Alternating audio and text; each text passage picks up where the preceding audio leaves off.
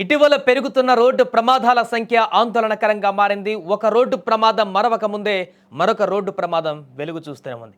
వాటిలో ఎక్కువ శాతం బస్సు ప్రమాదాలు జరగడం ప్రయాణికుల గుండెల్లో గుబులు పుట్టిస్తోంది. నిన్న కృష్ణా జిల్లా గన్నవరం వద్ద రెప్పపాటులో ఓ ప్రైవేట్ ట్రావెల్స్ బస్సు ప్రమాదం తప్పగా అది మరవక ముందే గన్నవరం శివారులో హైవే పైన మరొక రోడ్డు ప్రమాదం ఇప్పుడు చోటు చేసుకుంది. విజయవాడ నుంచి శ్రీకాకుళంలోని పెళ్లికి వెళ్ళొస్తున్నటువంటి ఒక పెళ్లి బృందంతో ఉన్న బస్సు గన్నవరంలోని చెన్నై కోల్కతా హైవే పైన ప్రయాణిస్తుంది. గన్నవరం వే బ్రిడ్జ్ వద్ద ముందున్న లారీని ఓవర్టేక్ చేసేటువంటి క్రమంలో దాన్ని ఢీకొట్టినట్టుగా తెలుస్తోంది. ఈ ప్రమాదంలో బస్సు ముందు భాగం చాలా వరకు దెబ్బతింది. బస్సు డ్రైవర్తో పాటు బస్సులోని ప్రయాణికులు కొంత గాయపడ్డారు. ఇదే ప్రమాదంలో బస్సును కారు వెనక నుంచి ఢీకొట్టగా కారులో ప్రయాణిస్తున్న వారు కూడా తీవ్ర గాయాల పాలయ్యారు. ఘటనా స్థలానికి చేరుకున్నటువంటి పోలీసులు విచారణ చేపట్టారు. క్షతగాత్రులను చికిత్స నిమిత్తం ఆసుపత్రికి తరలించారు. అయితే ఎటువంటి ప్రాణ నష్టం జరగకపోవడంతో అందరూ ఊపిరి పీల్చుకున్నారు. ఇకపోతే ఏపీలో వరుస రోడ్డు ప్రమాదాలు ప్రయాణికులను భయాందోళనకు గురి చేస్తున్నాయి. ప్రయాణం చేయాలంటే ప్రాణాలు అరచేతిలో పెట్టుకోవలసిన పరిస్థితి వస్తుంది. ఎలాంటి వాహనమైనా కూడా ప్రమాదాలు మాత్రం కామన్గా కనిపిస్తున్నాయి.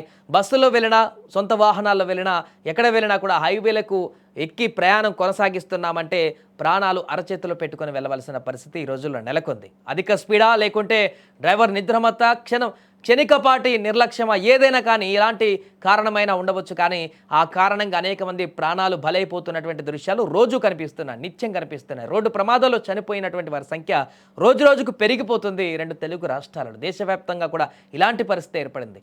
నేషనల్ హైవేస్లో ప్రయాణం కొనసాగిస్తున్న సందర్భంలో ఖచ్చితంగా ప్రమాదాలు జరుగుతున్నటువంటి తీరు ఆందోళన కలిగిస్తోంది. ఇప్పుడైతే తాజాగా ఈ బస్సు ప్రమాదానికి సంబంధించి ఒక్కసారికి ప్రమాదం జరిగినటువంటి తర్వాత అటువైపు వెళ్తున్నటువంటి ప్రయాణికులు అయితే తీవ్ర భయాందోళనకు గురయ్యారు. ఎందుకంటే ఇంకా మర్చిపోవట్లేదు కర్నూలు బస్సు ప్రమాదం, అదేవిధంగా చేవెళ్ల బస్సు ప్రమాదం. ఆ రెండు ఘటనలు ఇంకా అందరి కళ్ళ ముందే కనపడుతున్నాయి. కాబట్టి మరలా ఎక్కడ బస్సు ప్రమాదాలు జరిగినా కూడా ఒక్కసారిగా ఉలిక్కి పడేటువంటి పరిస్థితి ఏర్పడింది. మరలా ఏమైనా ప్రమాదం, భారీ ఎత్తున ప్రమాదం జరిగిందా, ఏమైనా అయిందా అని చెప్పేసి ఒకసారి అటెన్షన్ అయితే అక్కడ కనిపిస్తుంది ప్రతి ఒక్కరు అటువైపు వెళ్ళేటువంటి వారు. కానీ ఇక్కడ ప్రమాదం జరిగిన తర్వాత ఎవరికి ప్రాణానికి ఎలాంటి నష్టం జరగకపోవడంతో అంతా ఊపిరి పీల్చుకున్నారు.